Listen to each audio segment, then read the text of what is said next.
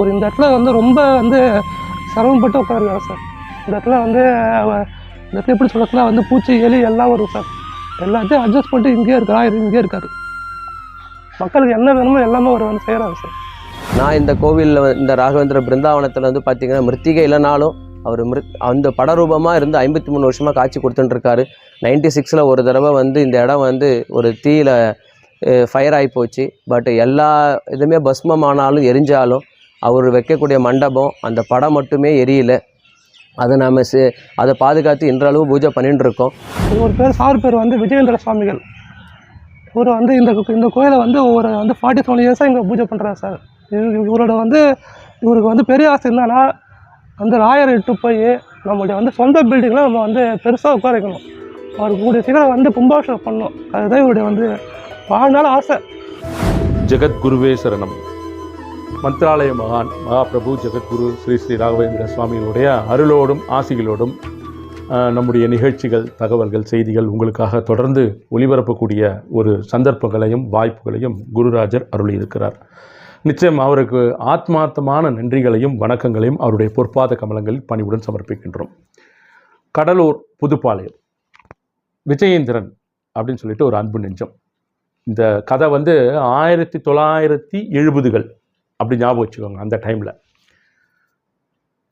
விஜயேந்திரன் அவர்கள் குருராஜர் மீது ரொம்ப பக்தி உள்ளவர், ஆத்மார்த்தமான பக்தி. கடலூர் புதுப்பாளையத்தில் இருக்கார். அவர் வந்து ஒரு ஹோட்டலில் பணிபுரிஞ்சிட்ருக்கார். அவர் தொடர்ந்து அங்கே இருக்கக்கூடிய ஒரு ராகவேந்திர சுவாமிகளுடைய ஆலயத்துக்கு போவார். இந்த ஆலயம் அப்படிங்கிறது புதுப்பாளையத்தில் இருக்கக்கூடிய ராஜகோபால சுவாமி ஆலயத்தில் உள்ளே அந்த குளக்கரையில், அந்த வளாகத்திற்குள்ளே குளக்கரையில் இருக்கக்கூடிய ஒரு கீற்று கொட்டகையால் அமைக்கப்பட்ட ஒரு மடம், ஆலயம். உள்ள படம் தான் வச்சுருக்காங்க. அந்த படத்தை வைத்து தான் ராயருக்கு தொடர்ந்து பூஜைகள் நடந்து கொண்டிருக்கிறது. 70களில் துவங்கப்பட்ட அந்த குடில் அது. நம்முடைய விஜயேந்திரன் அவர்கள் கடலூரில் வசித்து கொண்டிருந்ததால் தொடர்ந்து குருராஜரை சென்று தரிசிப்பதை வாடிக்கையாக கொண்டிருந்தார். ஆராதனை சமயங்கள் எல்லாம் பார்த்தீங்கன்னா தொடர்ந்து அவர் அந்த ஒரு மாதம் அங்கேயே வந்து அனுதினமும் சென்று அங்கே இருக்கக்கூடிய அந்த ஆராதனை வேலை, அந்த பணிகள் எல்லாமே மிகப்பெரிய சேவையாக எடுத்து தொடர்ந்து செஞ்சிட்ருக்கார். இப்படியே நடந்துகிட்ருக்கு. வருடங்கள் கடந்து கொண்டிருக்கிறது. சவுந்தரராஜன் அப்புறம் ஜனார்தனன் மதிப்பிற்குரியவர்கள் அவர்கள் இருவரும். இந்த சவுந்தரராஜன் ஐயா அவர்களும் ஜனார்தனன் ஐயா அவர்களும் அங்கு நடக்கக்கூடிய பூஜைகளை தொடர்ந்து செய்து வருகிறார்கள். வயதாகி விடுகிறது அவர்களுக்கு. நிறைய பக்தர்கள் வந்து போகிறாங்க. இந்த கோயில் அடுத்த கட்டமாக என்ன பண்ணுறது அப்படின்னு யோசிக்கிறாங்க இந்த மடத்தை. அப்போ பார்க்கும்போது அவர்கள் கண்களுக்கு தெரிந்தவர் நம்முடைய விஜயேந்திரன் ஐயா அவர்கள். அவர் அங்கே ஹோட்டலில் பணிபுரிஞ்சிட்ருக்காரு. மடத்தில் ஒரு வேலை அப்படின்னா உடனடியாக எது எப்படி இருந்தாலும், எந்த பணியாக இருந்தாலும் விட்டுவிட்டு ராயருக்கு சேவையாற்றுவதே தலையாய பணி அப்படின்ட்டு எப்போவுமே ஒரு டெடிகேஷன் இருந்தது. அதனால் இந்த மடத்தின் பொறுப்புகளை அவர்கிட்ட ஒப்படைக்கலாம். ஏன்னு கேட்டால் எத்தனையோ எண்ணற்ற பக்தர்கள் தொடர்ந்து வந்து கொண்டிருக்கிறார்கள். குருராஜருக்கு சேவையாற்றி கொண்டிருக்கிறார்கள், பிரார்த்தனை வைக்கிறாங்க. எத்தனையோ பிரார்த்தனைகள் பக்தர்களுக்கு நிறைவேறுகிறது. ராஜகோபால சுவாமி வளாகத்திற்குள், அந்த கோவிலுடைய வளாகத்திற்குள் குளக்கரையில் இருக்கக்கூடிய கீற்று கொட்டகையால் அமைக்கப்பட்ட படத்தை வைத்து பூஜிக்கக்கூடிய அந்த இடத்திற்கு இவ்வளவு பக்தர்களுடைய வருகை அப்படியே நம்ம விட்டுற முடியுமா? இது தொடர்ந்து நடைபெற வேண்டும் அப்படின்ட்டு இந்த பொறுப்புகளை ஏற்றுக்கொள்ள வேண்டும் அப்படின்னு சொல்லிட்டு திரு விஜயேந்திரன் ஐயா அவர்கள்கிட்ட இந்த இருவரும் கேட்கிறார்கள். சவுந்தரராஜன் ஐயா அவர்கள் மற்றும் ஜனார்தனன் ஐயா அவர்கள் இதற்கு பிறகு பூஜை செய்யணும் அப்படின்ட்டு. நம்முடைய விஜயேந்திரன் ஐயா அவர்கள் ஒரு ஹோட்டலில் பணிபுரிஞ்சிட்ருக்காரு. நான் எப்படி நான் செய்ய முடியுமா? ராயருக்கு வந்து பூஜை பண்ண முடியுமா? அவருக்கு பூஜை பண்ணணுன்ற ஆர்வங்கள், ராயருக்கு சேவை பண்ணணுன்ற ஆர்வம் நிறையா இருந்தால் கூட எனக்கு பூஜை பண்ணுறது, இந்த மாதிரி அந்த அந்த நியமங்கள் இதெல்லாம் எப்படி பண்ணணும்னு எனக்கு தெரியாது அப்படின்னு சொல்கிறார் அவர். இல்லை, நீங்கள் வந்து பூஜை பண்ண முடியும் உங்களால் அப்படின்னு சொல்லிட்டு அவரிடம் கேட்கும்பொழுது மனமு வந்து ஏற்றுக்கொண்டு ஓம் நமோ நாராயணா என்கின்ற அந்த மந்திரத்தையே அடிப்படையாக வைத்து பூஜையை நான் தொடர்ந்து செய்கிறேன், இந்த மடத்தை பார்க்கிறேன் அப்படின்னு சொல்லிட்டு அவர் ஏற்றுக்கொள்கிறார். அவருக்கு 75 ரூபாய் சம்பளத்தை நிர்ணயிக்கிறார்கள் அவர்கள் தொடர்ந்து செய்வதற்கு. இந்த காலகட்டத்தில் திரு விஜயேந்திரன் ஐயா அவர்கள் மல்லிகா அம்மையாரை மணக்கிறார். திருமணம் முடிஞ்சிருது. அங்கே இருக்காரு, தினம் வர்றாரு, கோயிலுக்கு பூஜை பண்ணுறாரு. தொடர்ந்து இவருடைய பக்தி, இவருடைய அர்ப்பணிப்பு, இவருடைய சேவை அந்த இடத்தில் நடந்து கொண்டிருக்கிறது. இவங்களுக்கு 2 பிள்ளைங்க பிறக்கிறாங்க. ஒருத்தர் வந்து ராகவேந்திரன், அடுத்தபடியாக ரகுத்தமன். இவர்களும் வளர்கிறார்கள். இவர்களும் அப்பாவோடு உதவியாக சிறு பிராயத்திலிருந்தே அந்த குழந்தையிலிருந்தே வந்து ராயருக்கு சேவையாற்றுவதை மிகப்பெரிய தொண்டாக செய்து வருகிறார்கள்.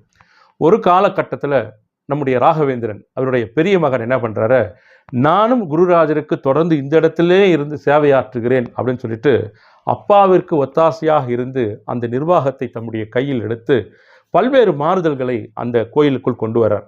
என்னென்னா, படத்தை வைத்து பூஜை பண்ண அந்த இடத்துல வந்து படம் மட்டும் இல்லாமல் சில விக்கிரகங்களையும் வைத்து நிறைய பக்தர்கள் நன்கு வழிபட்டு குருராஜருடைய புகழ் மகிமை கீர்த்தி அப்படிங்கிறது எல்லா இடங்களிலும் வியாபித்து வளர வேண்டும், நம் பகுதி மக்களுடைய துன்பங்களும் இன்னல்களும் தீர்க்கப்பட வேண்டும் என்கின்ற உயரிய நோக்கில் பல்வேறு விதமான அடுத்தடுத்த கட்ட காரியங்களை நகர்த்தி வருகிறார். இது காலங்கள் இப்படியே சென்றுட்டு இருக்கிறது. பட் துரதிருஷ்டவசமாக நம்முடைய அந்த முதல் மகன் திரு விஜயேந்திரன் ஐயா அவர்களுடைய முதல் மகன் திரு ராகவேந்திரன் அவர்கள் மரணித்து விடுகிறார், இறந்துடுறார். அவருடைய கையிலே அந்த அக்ஷதையும் குருராஜருடைய படத்தையும் வைத்துக்கொண்டு துரதிருஷ்டவசமாக அவருடைய உயிர் பிரிந்து விடுகிறது. அந்த குடும்பம் ஸ்தம்பித்து போகுது. வீட்டில் வந்து ஒரு பெரிய மகன் இல்லை, இழந்து விட்டார்கள். கோயிலில் பூஜை. இதற்கிடையில் என்னென்னா, இந்த மடம் அமைந்திருக்கக்கூடிய அந்த இடம் அப்படிங்கிறது அரசாங்கத்தினுடைய இந்து சமய அறநிலைக்கு சொந்தமான ஒரு இடம்.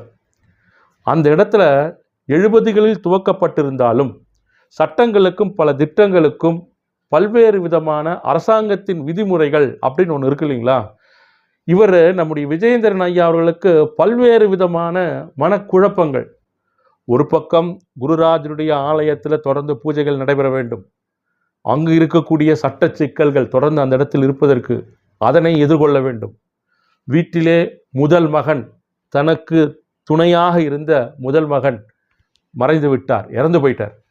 என்ன பண்ணுறது, ஒன்றும் புரியல. குருராஜா நீங்களே சரணாகதி அப்படின்னு சொல்லிட்டு ஒரு 15-20 நாட்களுக்கு பிறகு மீண்டும் தம்முடைய பூஜைகளையும் தம்முடைய சேவைகளையும் தொடர்ந்து செய்து வருகிறார். பல வருடங்கள் தொடர்ந்து அந்த இடத்துல குருராஜருக்கு உண்டான அந்த ஆராதனை வைபவ விழாவை வெகு விமர்சையாக நடத்தியிருக்கிறார். பல்வேறு அன்பு நெஞ்சங்கள் அவருக்கு வந்து உறுதுணையாக இருந்திருக்கிறார்கள். இந்த காலகட்டங்கள் இப்படி நகர்ந்துட்டே இருக்கு. குடும்ப சூழ்நிலை. ராகவேந்திரன் அவர்கள் இறக்கும் தருவாயில் அவருக்கு 2 குழந்தைகள் இருக்கிறார்கள். அவர் மரணித்து விட்டார்.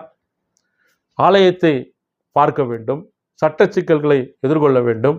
இந்த மாதிரி பல்வேறு விதமான குழப்பங்களுக்கு இடையே தம்முடைய சேவைகளையும் தொடர்ந்து செய்து கொண்டே வந்துட்டு இருக்காரு நம்முடைய திரு விஜயேந்திரன் ஐயா அவர்கள். ராயருக்கு தெரியுங்க எல்லா விஷயங்களும், அவருக்கு தெரியாதது ஒன்றும் கிடையாது. சகலமும் அறிந்த மகானுபாவர். எந்த நேரத்தில் எதனை எவ்வாறு எப்படி செய்யணும் அப்படிங்கிறது அனைவரின் கணக்கிற்கும் துல்லியமாக விடையை வழங்கும் வித்தகநாதன் அப்படின்னு நம்ம ராயரை எப்பவுமே சொல்லுவோம். அவருக்கு தெரியாத கணக்குகள் கிடையாது. எந்தெந்த காலகட்டத்தில் எதை நடைபெற வேண்டும், நாம் அவர் மீது வைக்க வேண்டியது சரணாகதி பக்தி ஒன்றுதான். கிடைப்பது அனைத்தும் உங்களால் கிடைக்கிறது, நடப்பவை அனைத்தும் உங்களது பார்வைக்கு உட்பட்டு நடக்கிறது குருராஜா அப்படின்னு சொல்லிட்டு தான் நம்முடைய வாழ்க்கையை நகர்த்தி கொண்டு சொல்ல வேண்டும். இந்த காலங்கள் நகர்ந்து கொண்டு வரும்போது நம்முடைய ரகோத்தமன் அவர்கள் 2வது மகன், நான் ஆலயத்தை நிர்வகிக்கிறேன் அப்பாவோடு சேர்ந்து. இவர் பணிபுரிந்து கொண்டிருந்தாலும் கூட ராயரின் மீது அலாதி பிரியம். அந்த சிறு பிராயத்திலிருந்தே இவர்களுக்கு வந்து நம்ம விஜயேந்திரன் ஐயா அவர்கள் ராகவேந்திரன் மேல் வைத்திருக்கக்கூடிய அந்த பக்தியும் அந்த பாசம் நேசம் அப்படிங்கிறது அந்த குடும்பத்தினரோடு சேர்ந்து வளர்த்து எடுத்து வந்திருக்கிறது. இவர் என்ன பண்ணுறாரு, கோயில் நிர்வாகத்தை நானும் பார்த்து கொண்டு நானும் ராயருக்கு சேவையாற்றன்னு சொல்லிட்டு அப்பாவுக்கு துணையாக இருந்து சேவையாற்றி கொண்டிருக்கிறார். அவர் ராயர்கிட்ட அவர் கேட்பாராம் போயிட்டு, ராயரே நீங்கள் இந்த இடத்துல உட்காந்துருக்கீங்க, இங்கே ராஜகோபால சுவாமி கோவில் குளக்கரை அந்த வளாகத்திற்குள் ஒரு இடத்துல கீற்றுக்கோட்டகைக்குள் நீங்கள் அமர்ந்திருக்கிறீர்கள், நிச்சயம்தான். ஆனால் உங்களுக்கு பிடித்தமான இடம் அப்படின்னு சொல்லிட்டு நீங்கள் இந்த இடத்துல உட்கார்ந்துருக்கீங்க. ஆனால் உங்களுடைய சிஷ்யர்களாக உங்களுடைய பக்தர்களாக இருக்கக்கூடிய நாங்கள் நீங்கள் கீற்றுக்கோட்டகையில் அமர்ந்திருப்பதை எப்படி குருராஜா நாங்கள் ஏற்றுக்க முடியும்? உங்களுக்கு உண்டான ஒரு அடுத்த கட்ட நகர்வினை தயவு செய்து எங்களுக்கு நீங்கள் சொல்லுங்கள். ஒன்று, இந்த இடத்தில் நீங்கள் ஒரு மடத்தையோ ஒரு ஆலயத்தையோ உருவாக்குங்கள், இல்லைன்னா வெளியே இடத்திற்கு ஒரு நல்ல வழிகாட்டுங்கள், எங்களை வழி நடத்தி தரணும் அப்படின்னு சொல்லிட்டு ரகோத்தமன் அவர்கள் தொடர்ந்து பிரார்த்தித்து கொண்டிருப்பாராம். நம்ம 2009 2010 அந்த வருடங்களில் ராகவேந்திர விஜயம் அப்படிங்கிற நிகழ்ச்சி ஜெயா டிவியில் ஒளிபரப்பு பண்ணிட்டு இருந்தோம். அந்த காலகட்டங்களில் ஒவ்வொரு மடமாக போயிட்டு படப்பிடிப்பு நடத்தி ஜெயா டிவியிலே வாரத்திற்கு ஒரு முறை வியாழக்கிழமை காலையில் 7 மணிக்கு ஒளிபரப்பு பண்ணுவோம். அந்த மாதிரி காலகட்டங்களில் நாம் அந்த கடலூரில் இருக்கக்கூடிய புதுப்பாளையம் ஆலயத்திற்கு சென்று இருக்கிறோம்.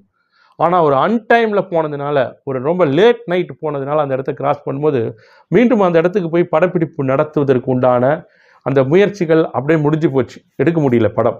ஸோ அந்த நேரத்திலே இந்த ரகோத்தமன் அவர்களை சந்தித்திருக்கிறேன். ரகோத்தமன் அவர்கள் அந்த காலகட்டத்தில் எந்த மாதிரியான ஒரு ஸ்ரத்தா பக்தின்னு சொன்ன பாருங்க, ஒரு பக்தி ராயர் மேலே எந்த அளவுக்கு இருந்தாரோ அதில் சற்றும் குறைவில்லாமல் தொய்வில்லாமல் இன்றும் அப்படியே தான் இருக்கிறார். இவங்க என்ன பண்ணியிருக்காங்க, எப்படி ராயருக்கு மடத்தை அமைத்தனோ அடுத்த கட்ட நகர்விற்கு நாம் எடுத்துகிட்டு போனோம் அப்படின்ட்டு அங்கே இருக்கக்கூடிய நண்பர்கள், அந்த கோயிலுக்கு நிறைய பேர் ஒத்துழைக்கிறார்கள் இல்லையா, நம்ம திரு ரகோத்தமன் ஐயா அவர்கள் மற்றும் நம்முடைய விஜயேந்திரன் ஐயா அவர்களுடன் இணைந்து அவங்க என்ன பண்ணியிருக்காங்க, அவங்களோட சேர்ந்து மந்திராலயம் போயிட்டு நம்ம பிரார்த்தனை பண்ணிட்டு வரலாம் அப்படின்னு சொல்லிட்டு நம்முடைய ரகோத்தமன் அவர்களை எல்லாம் அழைத்து கொண்டு மந்திராலயம் போயிருக்காருங்க. மந்திராலயம் போயிருக்காரு, குருராஜரை தரிசனம் பண்ணியிருக்காரு. குருராஜா, எங்களுக்கு ஒரு அடுத்த வழி காமிங்க, அடுத்த கட்டமாக நாங்கள் என்ன செய்யணும், விரதம் இருந்து உங்களை பார்க்க வந்திருக்கிறோம், எங்களுக்கு ஒரு நல்ல வழி நடத்தி கொடுங்க அப்படின்னு சொல்லிட்டு பிரார்த்தனை பண்ணிட்டு இவங்க பஞ்சமுகிக்கு சென்று இருக்கிறாங்க, தரிசனம் பண்ணுறதுக்காக போகிறாங்க. அப்போ போகும்போது இவருக்கு வந்து ஒரு தொலைபேசி வருது, ஒரு கால் வருது. அந்த காலில் பேசினவங்க பார்த்தா என்ன சொல்கிறாங்கன்னா, ஹைதராபாத்லேருந்து பேசுகிறேன், ஒரு அம்மையார் பேசுகிறார். அந்த அம்மா வந்து நம்முடைய ரகோத்தமன் அவர்களுக்கு நன்கு பரிச்சயமானவர் தான், இந்த கோயிலுக்கு வந்திருக்காங்க. அவங்க என்ன சொல்கிறாங்க, என்ன ரகோத்தமன், ராயருக்கு கோயிலுக்கு இடம் பார்த்துட்டிங்களா, கட்ட ஆரம்பிச்சிட்டிங்களா அப்படின்னு கேட்டிருக்காங்க. இல்லைம்மா, ஒன்றுமே இன்னும் பண்ணல, முயற்சி பண்ணிகிட்டு இருக்கோம், அடுத்த கட்டமாக என்ன பண்ணணும்னு தான் எனக்கு தெரியல அப்படிங்கிற மாதிரி அவர் சொல்லியிருக்கார்.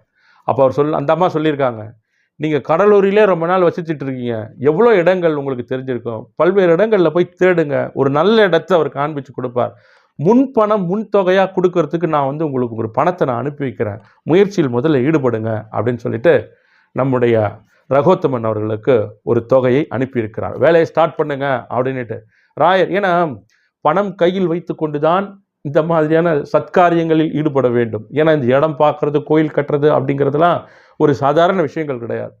இவரும் ஊருக்கு வந்த பிறகு அதே மாதிரி அந்த பணம் வந்தது. அந்த பணத்தை வைத்துக்கொண்டு ஒரு இடத்தை தேடினார். குருராஜருடைய அருளோடும் ஆசிகளோடும் அவர்களுக்கு ஒரு இடம் கிட்டியது 1000 சதுரடியில். அந்த இடம் வந்து மாருதி நகர் அப்படின்ற இடத்துல வந்து அமைந்திருக்குது. இது பல காலகட்டங்களாக நகர்ந்து வந்திருக்குங்க. எத்தனையோ பல வருடங்களாக ஆராதனை வைபவங்களை நம்முடைய விஜயேந்திரன் ஐயா அவர்கள் தொடர்ந்து செய்து வந்திருக்கிறார். அதன் பிறகு அவருடைய மகன் திரு ராகவேந்திரன் ஐயா அவர்கள் என்ன பண்ணியிருக்காரு, அவருடைய காலகட்டத்திலே படத்தை வைத்து பூஜை பண்ண அந்த இடத்தில் பல்வேறு விக்கிரகங்களை வைத்து பக்தர்கள் பூஜை செய்வதற்கு ஏதுவாக அந்த இடத்தை மாற்றி அமைத்து அடுத்த கட்டத்திற்கு கொண்டு சென்றிருக்கிறார்.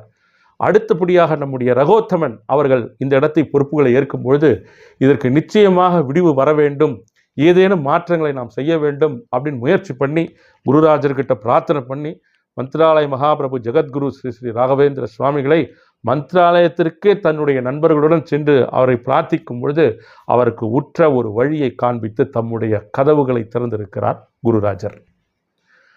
அவர் நினைத்தால்தான் எந்த ஒரு காரியங்களும் நடைபெறும். அவருடைய நாம் அடிக்கடி சொல்லுவோம் பாருங்க, நாம் வெறும் பம்பரம் மட்டுமே, அவர்தான் சாட்டை. நடப்பவை எதுவாக இருந்தாலும் அவருடைய பார்வைக்கு உட்பட்டு தான் நடந்து கொண்டிருக்கிறது.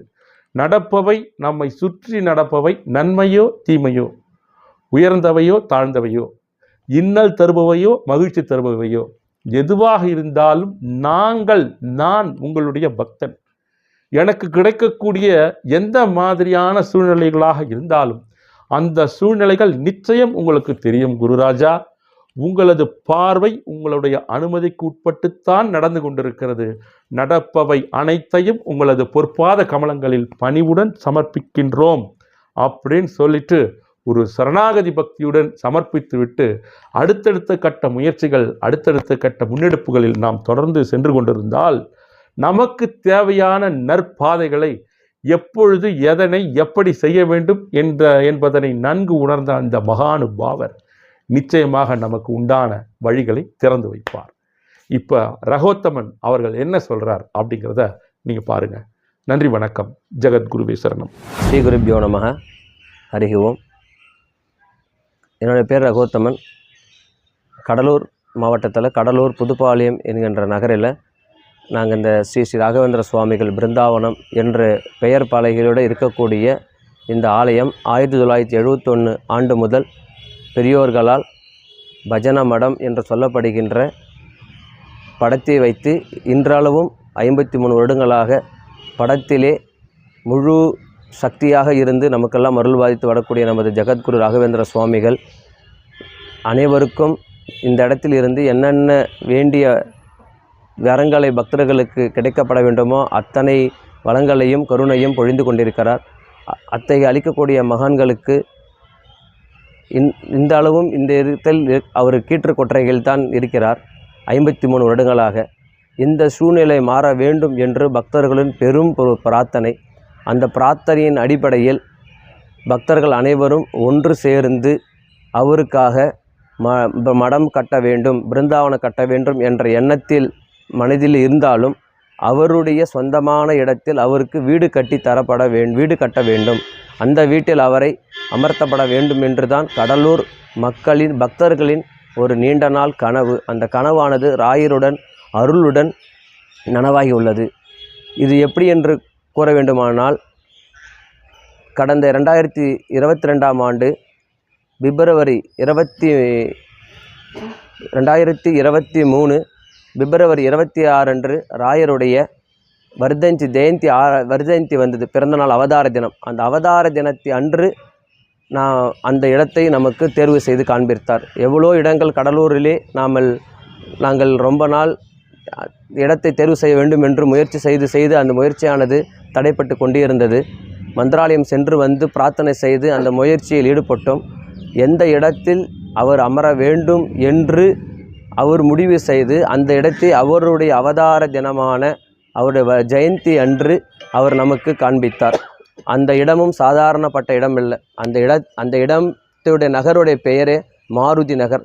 எப்படி பஞ்சமுகியிலே நமக்கு பஞ்சமுக ஆஞ்சநேயராக அவர் காட்சி தருகிறாரோ, அதேமாதிரி ராகவேந்திரர் தற்பொழுது தேர்வு செய்துள்ள இடம் மாருதி நகர். அதேபோல் இப்போ துங்கபத்ரா நதி எப்படி மந்திராலயத்தில் இருக்கிறதோ, இந்த நகரின் பின்புறம் பிருந்தாவனம் அமையக்கூடிய மாருதி நகரின் பின்புறம் துங்கபத்ரா நதி தீரமாக கடற்கரைக்கு செல்லக்கூடிய ஒரு துணை ஆறு என்றது இருக்கிறது. எப்படி மந்திராலயத்தில்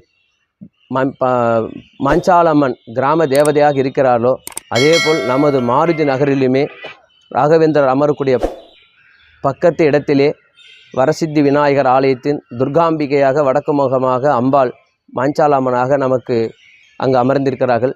இத்தனைய சூழலெல்லாம் ஏற்படுத்தி நம் குருநாதர் நமக்கு அந்த இடத்தை தேர்வு செய்து காண்பித்துள்ளார்.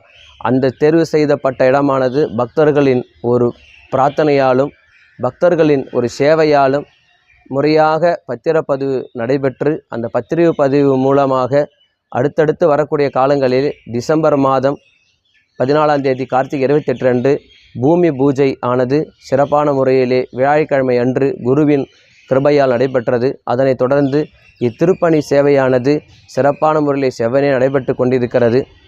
இந்த திருப்பணி சேவை என்பது இது எல்லாருமே நம்ம செய்யக்கூடிய சேவை பார்த்திங்கன்னா இது ஒருத்தவங்க மட்டும் கிடையாது. இதுக்கு நம்ம டீம் ஒர்க் ஆஃப் குரு சேவான்னு நம்ம கிரியேட் பண்ணியிருக்கோம். இது டீம் ஒர்க்கு தான். பட் இது என்னென்னு கேட்டிங்கன்னா, இது உங்களோட இந்த பாக்கியத்தை நிறுத்திக்காதீங்க. உங்கள் மூலிமா இருக்கிற 10 பேர்கிட்ட ரிலேட்டிவ்கிட்ட ஃப்ரெண்ட்ஸ்கிட்ட இந்த விஷயத்தை சொல்லுங்கன்னு தான் நம்ம கேட்குறோம். பட் அதுக்காக தான் இந்த டீம் ஒர்க் ஆஃப் குரு சேவான் தான் இது நம்ம கிரியேட் பண்ணி அந்த குரு சேவையில் தான் எல்லாருமே பங்கு பெறுறோம். அதனால் இந்த வீடியோ பார்க்குற எல்லாருமே please kind share with your friends and relative circle இந்த டீம் ஒர்க் ஆஃப் குரு சேவா. இந்த டீம் ஒர்க் ஆஃப் குரு சேவாயை நீங்கள் தினந்தோறுமோ இல்லை வாரந்தோறுமோ இந்த ராகவேந்திர கோவில் நீங்கள் திருப்பணி சீக்கிரம் நடைபெறணும்னு சொல்லி பிரார்த்தனை பண்ணாலே போதும். அந்த பாசிட்டிவ் எனர்ஜியே அது நமக்கு சீக்கிரமாக முடியும். அதுதான் நம்ம ராயர்கிட்ட நம்ம கேட்கக்கூடிய ஒரே ஒரு வேண்டுதல், பிரார்த்தனை. அந்த பிரார்த்தனைக்கு எல்லா பக்தர்களும் இருந்து ஆதரவு கொடுத்து அவருடைய சொந்தமான இடத்தில் அவரை அமர்த்தக்கூடிய பாக்கியம் நமக்கு கொடுத்துருக்காரு. அந்த பாக்கியத்தை எல்லாரும் கிட்டக்க இருந்து உறுதுணையாக இருந்து செய்ய வேண்டும் என்று கேட்டுக்கொள்கிறேன். நான் இந்த கோவிலில் இந்த ராகவேந்திர பிருந்தாவனத்தில் பார்த்திங்கன்னா மிருத்திகை இல்லைனாலும் அவர் அந்த படரூபமாக இருந்து 53 வருஷமாக காட்சி கொடுத்துட்டுருக்காரு. 96ல் ஒரு தடவை இந்த இடம் ஒரு தீயில் ஃபயர் ஆகி போச்சு. பட் எல்லா இதுவுமே பஸ்மமானாலும் எரிஞ்சாலும் அவர் வைக்கக்கூடிய மண்டபம் அந்த படம் மட்டுமே எரியல. அதை நாம் அதை பாதுகாத்து இன்றளவு பூஜை பண்ணிட்டு இருக்கோம். அதனால் இந்த ஒரு குரு சேவையில் எல்லாரும் பங்கு பெற்று அவர்கள் அருளை பெறுமாறு கடலூர் பக்தர்கள் சார்பாகவும் ராகவேந்திரா பக்தஜனா சேவா ட்ரஸ்ட் சார்பாகவும் திருப்பணி சார்பாகவும் கேட்டுக்கொண்டு உங்களிடமிருந்து விடைபெறும். நன்றி, வணக்கம்.